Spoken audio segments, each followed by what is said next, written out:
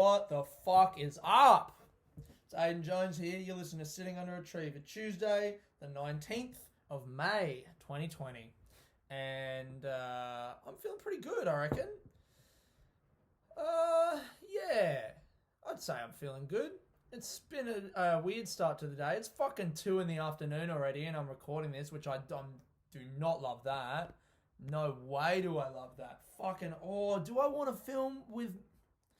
Do I want to film with the video up there so I can see it? Nope, I don't want to do that either. Don't want to see myself. Yeah, it's 2 o'clock in the afternoon because fucking this girl I'm seeing stayed over last night and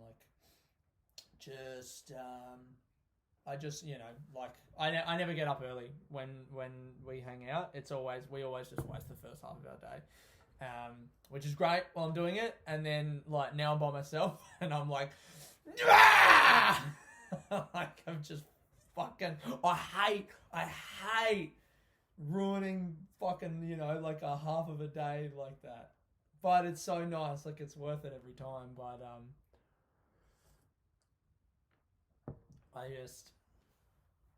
I'm looking forward now that, all right, we did that, and we did the same thing on Saturday. Oh my God, on fucking Saturday. We just spent the whole day in bed. We did that last weekend as well. It's so nice, man. I haven't done this with someone in years, at least maybe 3 years, or maybe 8 or 9 years. It's incredible. And I guess probably a part of it is, what's going on? Do I have a weird tooth coming through my face? I feel weird right there. Do you ever get a weird feeling right there? If you have, write in and tell me what happened, because I'm scared. Probably part of it is due to lockdown and bars and cafes and shit not being open, because if I woke up on a Saturday with someone on a normal day, I'd be like, let's get out the house and do some shit. But yeah, we got nothing to do, so we just stayed in bed all Saturday, and it's good. It just feels great. And actually, I think, you know what? Here's it. I think I would rather stay in bed for the whole day and just write the entire day off than do half the day and then try and make something of the day at now, right now, because I didn't feel bad on Saturday, and then on Sunday I got an early enough start to the day. I must have got home at 10 or 11 or something, where it's feels okay. I can kind of feel like I did something. But today, yeah, I mean, she left at 11:30. I've just been fucking around for 2.5 hours. I went to JB Hi-Fi. If you've been following the phone saga, which, let's be honest, everyone who listens to this podcast, here's a funny thought. When I was hanging out with some mates, Luca and Pete, the other night, and I said something about, I can't wait to put this on my podcast, or as a joke threat to one. I can't remember. I was like, I'm going to fucking put this on my podcast, what you just said, or whatever it was. And Pete was like, that's good, because then no one will hear it. Which was very funny and did hurt a little bit, but it's fine, But it is a joke that fucking no one listens to this podcast. Well, I mean, 54 people do, which is actually a pretty good number. And it just struck me now that people diss me for listening to this podcast, but if you listen to this podcast, you're just as fucking dumb as I am. But you're trapped. Sorry for yelling into the mic. Then please don't tune out. Please, I love you. I've been signing off the backyard bitch videos that I make. I think my sign off is just gonna be stare down the barrel of the camera and go, I love you. I think that's funny. Just a dude who is so out of control of his emotions at all times. Just straight up, the fucking thing that he's chosen to say to his audience at the end is just I love you, please, I love you so much, thank you, I love you. Yes. So I went into, is that what I was talking about? I went into JB Hi-Fi. Yeah, because it was, what did I do? I've been fucking around for 2.5 hours. Is that what I was talking about? I can't fucking remember.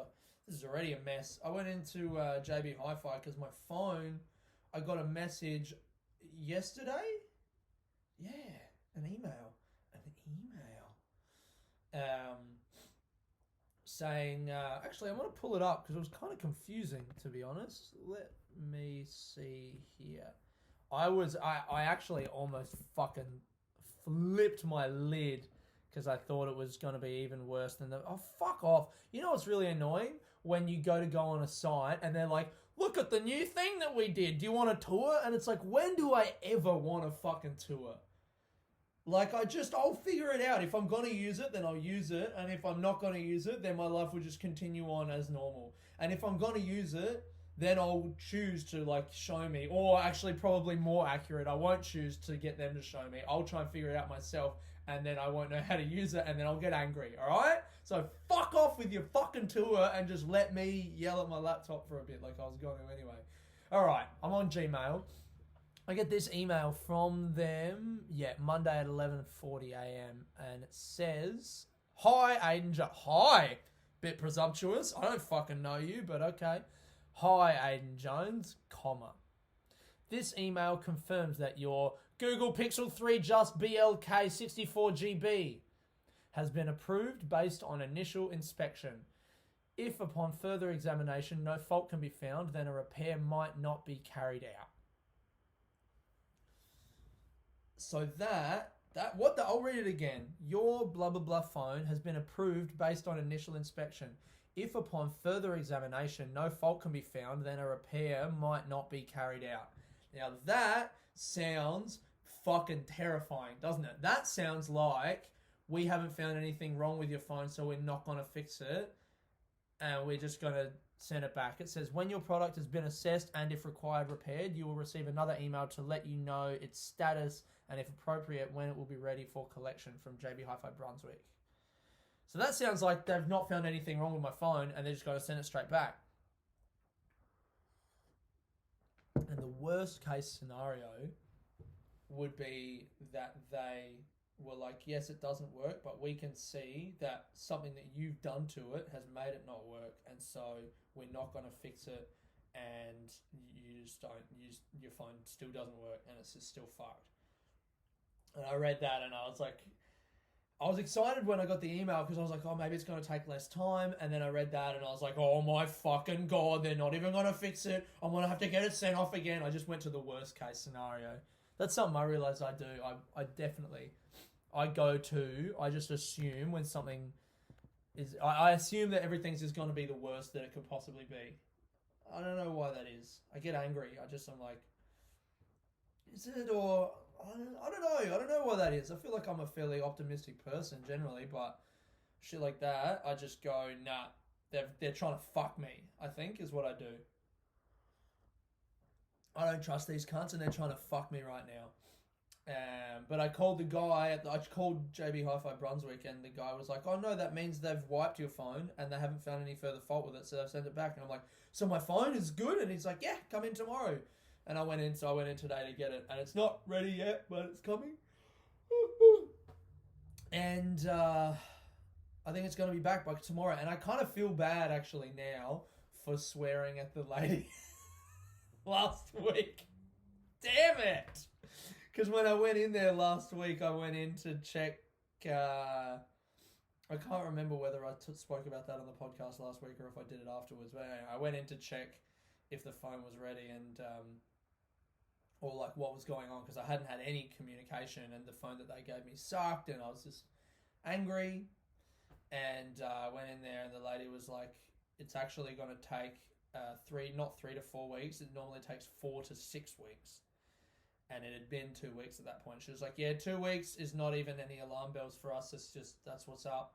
And also I'm going to let you know that 3 to 4 weeks was probably wrong. It's probably going to be 4 to 6.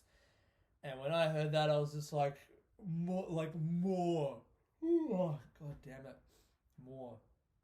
I was furious. And I said to her, I know this isn't your fault, but I just want you to know that I'm so fucking angry right now.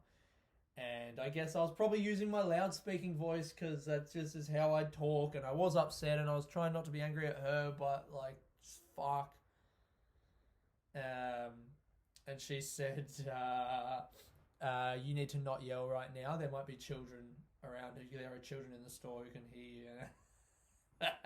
Fucking made me so much madder. Because I was like, I'm trying to not be angry at you, but you need to understand that I am angry. It's not your fault, but I am angry right now. Am I allowed to be angry? I was trying to figure out who was right and wrong in that scenario. I think it is me. I think as soon as you swear, you're the one who's wrong. Maybe I need to stop swearing so much. I watched this video, this YouTuber, Emma Chamberlain. She's fucking 18, and she's got like 300 million subscribers or whatever. And here's me watching her videos to see how she edits and like the rhythm of her edits to use on my videos. And she said in one of her videos, it's actually brutal that I watched this. It's just like her trying on different outfits. I fucking watched that. I watched the whole thing. And like, I'm gonna be honest, it wasn't even like I'm attracted to this girl. It wasn't that. I wasn't even watching it to like perv on a hot girl. I was literally just watching it because I was like, pretty good video.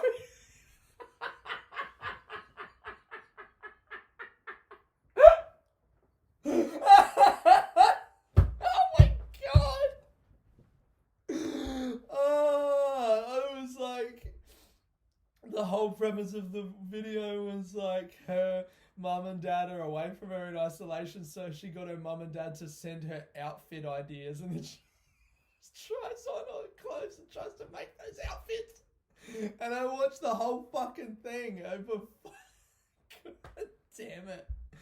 And I was like, the editing is actually really good in this video. And anyway, she's 18 and she talked in, I think that video, or maybe another one. Yeah, I've watched more than one. I can see how she's got so many followers. She is compelling. In one of the videos, she was like, oh, I need to stop cursing.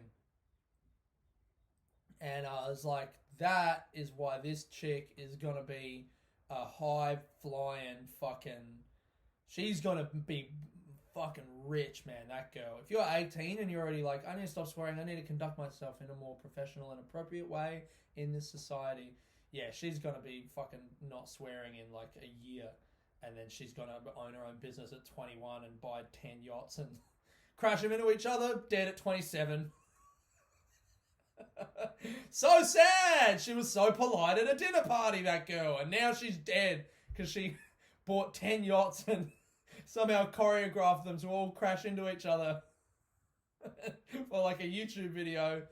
And you know what? She died, but that's a killer video. And the editing is brilliant.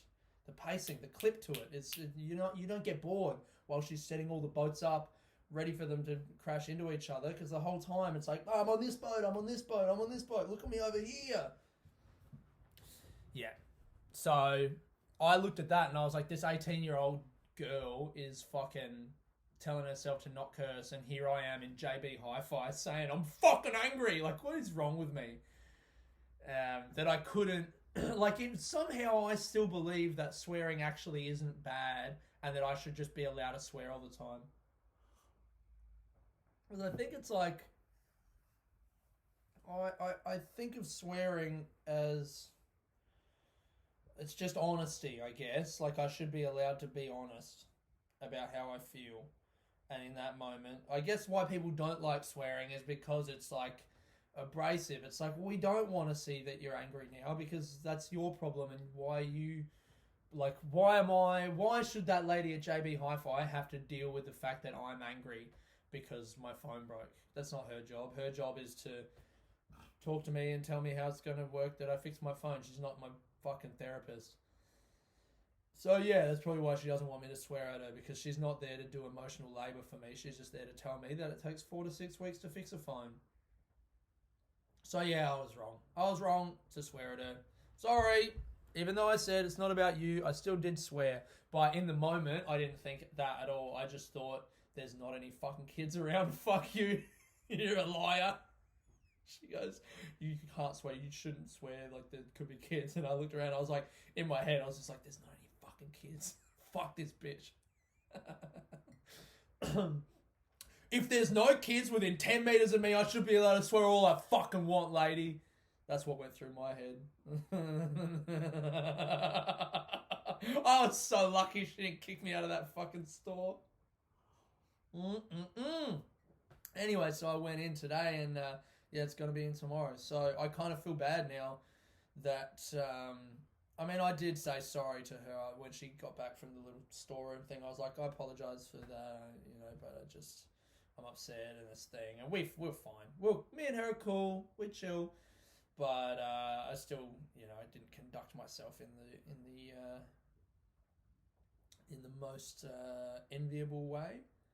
And then when I went in today and like they were like, oh, it's not here today, but it'll be in tomorrow. I was like, oh man, that's like 3 weeks. And I kind of wished she was there because I really wanted to apologise to her again. But she wasn't, so she just thinks I'm a fuckhead, I guess. That's something that I'm going to have to live with for the rest of my life. And now it's 2 p.m. Oh, God, that is good tea. I ran out of my Australian afternoon tea. Am I going to get some more? I'm not sure.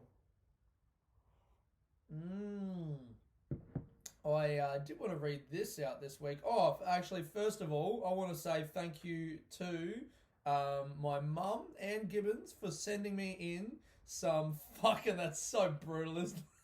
He has a podcast and he asks for people to send in pictures and his mum sends in pictures. Anyone out there want to send me some fucking pictures of people taking pictures of fucking people taking pictures or whatever? And of my 54 listeners, me mum sends me a picture. Good on you, mum. So thank you to my mum, Ann Gibbons. You win the competition from last week for who could send me a picture to use as the image for this week. So she sent me a few. I've got an image of the one that I picked is actually sick. It's this older. She sent me 3, and apparently they were all like on her street or whatever in Adelaide, or just on the same street. I don't know. It's not her street, but it's a street. And it's this guy under a like tree with all red and yellow leaves. It's autumn. And this dude is like, he's got bare feet or thongs, so he's like near his house, I guess. And it looks like he's taking a picture of just the trunk of the tree. I don't know really what's going on here, and he's kind of got a weird back, like, lean thing, and he's like, what? And look, I think it's a very, very funny picture, because you can't see the other ones. You can kind of maybe see what they're... Actually, no, you can't see what they're taking pictures of. There's another one, actually, of a dude with a massive camera on his back, and he's taking a picture with his phone, which I think is pretty funny. But no, I'm picking the one of the guy who looks like he's taking the picture of a stump of a tree. I want to do a bit of a deep dream on that and use that as the fucking cover, the like thingy for this week on Instagram. If you want to see that, go on Sitting Under Podcast on Instagram. That's me bloody podcast channel, and check that out. And if you want to send more in, send them to me, man. Send them to the Backyard Bitch thing, backyardb69@gmail.com, or Facebook them to me. If you're listening to this, you probably have me on Facebook, so, you know. And what I wanted to talk about this week was last week I was talking about being open with this girl that I'm seeing and trying to be honest, I guess, or like trying to be okay with having like an open thing. Us seeing other people while we're seeing each other. And Carla, a friend of the show, has written in. Thank you, Carla, for listening and for... She just basically messaged me and said, hey, on that topic, here's a bunch of stuff. And I was like, can I read that on the podcast? And she was like, absolutely yes. So, I said, wait, where is it? Here. She said, the first time I'd just gotten out of a long and bad monogamous relationship and wanted to see what it was like to be open. which was hard, but I learned a lot. The next one, I didn't realize I was going to fall in love with her, and it was a different structure. First one had another girlfriend when I met him. This one was single and was more into multiple casual partners than serious ones. Then with her current partner, I had kind of decided I wasn't going to do poly anymore, but then I fell in love with her. She's married, and was going to keep it casual so I could meet other people, but quarantine has kind of squashed that, so I'm just going with it. She said, it took me lots of trial and error to decide that I'm actually monogamously minded. I personally don't think I could have known that without the experimentation and pushing myself into uncomfortable situations. So after trying a bunch of different formats, I now know for sure what my boundaries are, and I'm never like wondering what could be if I tried harder, because I've already done that. And I'm a lot more comfortable with non-monogamy than I originally thought I'd ever be capable of, but also know I'm not comfortable with all-out polyamory like all poly people pretend they are / all people could be. That I really like. Because, and also I think experiencing a lot of different relationship structures means you can decide what you want, and it means so much more, which is nice. I think you'd like that sort of certainty. Yeah, that's the thing that I've been thinking of, is like, just because I'm seeing this girl right now doesn't mean that this has to be the person, you know? Like, it could be, but it also could not be. And for me, I think it's so tempting because I've bought into the whole mythology of love that everyone talks about, and all, you know, culture and everything. I keep thinking about, all you need is love. Like, just... it feels like we've really put it up on this pedestal. And so now, whenever I meet someone romantically, like if I go on a few dates with someone and I like them, suddenly I switch from being like getting to know this person to like, this is the person. And it's so much fucking pressure. And it doesn't matter when that switch happens, whether it's like a week in or a few months in or what. Like, I don't know, I think maybe I'm starting to think that there's a problem with ever committing forever to someone, because like people change, you know, and you, as soon as you commit fully forever to someone, you remove the possibility that you would change together. I feel like at a point you would want to know that you are committed to each other so that you can be free to grow in other ways that's not just the relationship, you know. And I reckon having kids with someone is definitely like you and me. We're doing this now. That's a commitment for like at least 18 years, you know. Yeah, to know that, right? What was that bit? Experimenting, not comfortable with polyamory like poly people pretend they are, but experiencing a lot of different relationship structures means you can decide what you want. So that's like, maybe this now with this girl isn't the be all and end all. This doesn't have to be the be all and end all. This can just be another experience for me and for her to like fucking see what it's like to be with a person in this kind of way. I've been thinking about that. And I've been thinking about just having the ability, well, not the ability, but leaving yourself open to like, if this isn't working for me, I'm gonna walk away. Because that's better than sticking around and trying to change someone. Or it's almost like when people, you know, the trope of like, I'm gonna try and change them. People are always like, it's always the girl. The trope is it's always the girl trying to change the guy. Oh, I can change him.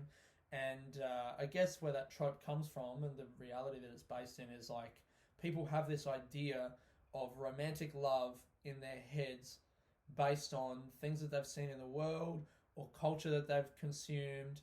And when we meet a person who we're interested in, we project that idea onto that person and try and change them to fit that idea. And everyone knows that. I mean, these words that I'm saying now are like cliched words. I feel like I've heard them a bunch. But I also feel like I'm just understanding them for the first time now, which is like, if I went into this thing trying to convince this girl who seems to be quite set on the idea of being in open, not even an open relationship, I wouldn't call it a relationship, it's just me and her are allowed to see other people. And if I tried to convince her otherwise, I would just be trying to fit her in the box, the idea of a relationship that I have in my head. And in doing so, like, I change her, like it's not her anymore. It's just my fucking thing. And either she doesn't let me do that, and then I'm like, oh, you're not the thing that I wanted, let's break up. Or she does let me do that, in which case she's not the person who I liked anymore, and so I'm not interested in her anymore.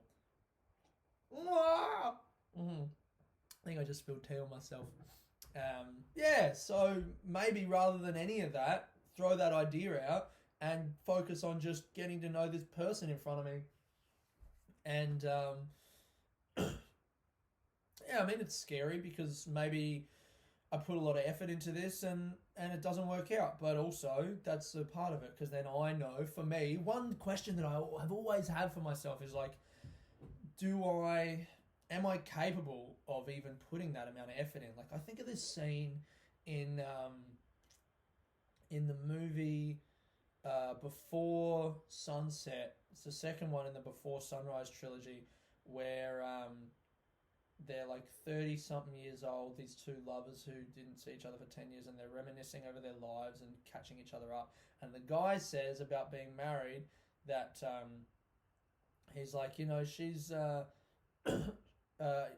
he says, I always saw myself with someone, or maybe all the men I admired in the world, they kind of committed themselves to a person, and like, she's smart and funny and beautiful and a great mother and all of that, and all these men who I admired, they had done that. They had married or been in a relationship or whatever. And so he says, I started thinking like it wasn't even the who that didn't matter who, it was just the act of committing yourself.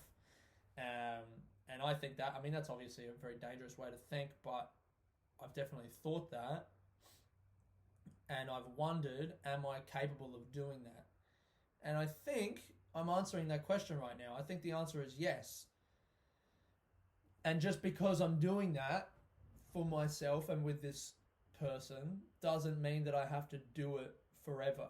I know that I'm doing it right now. I know right now that I'm like, I can't fault myself, and that's important. Is it important? I mean, I could still be wrong. I need to let go of the idea that I'm right. I've also been thinking about the idea that you gotta know what, in a situation with any other person, whether it's an argument or a relationship or a friendship or what, you got to know the things that you're responsible for, and then take responsibility for those things, and then also recognize where your responsibility ends and not take responsibility for that other stuff. Because there's like, some people try and take on too much, and then you exhaust yourself, and maybe that breeds resentment. Or you don't take on enough. You don't take on the responsibility for the things that you are responsible for, and in doing so, you remove any opportunity for growth, and you shirk your responsibilities, and then you're not a good partner or friend or whatever. Anyway, there was more shit that this girl said. There was another thing, and then I'm almost done. Then I'm gonna do the. I got a great song this week. I got a great bloody song. What did I say? I said I'm starting to get into the idea of trying this with her rather than trying to box her into being monogamous with me. And to be honest, I think the reason I was so intellectually stuck on monogamy was because I want to find the person I'm supposed to be with, but that's exactly why I should try it. Yeah, that's what I'm saying. I'm saying the same shit. Then Carla said this.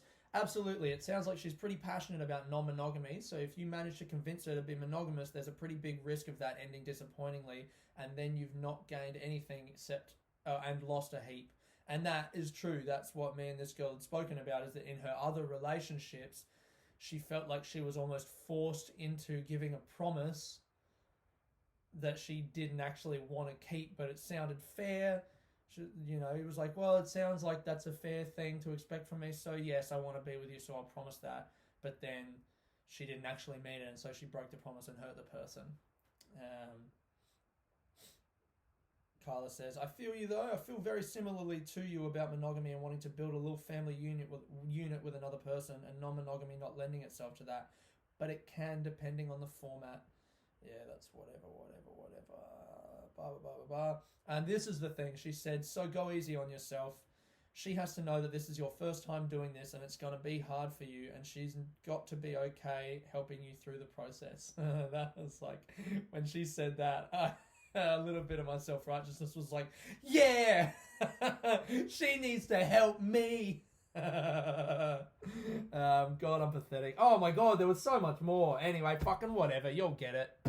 I had a nice chat to someone about being non-monogamous and all of that shit, and it was nice to get someone who, the problem I have with it with other people, I guess, is that it can seem like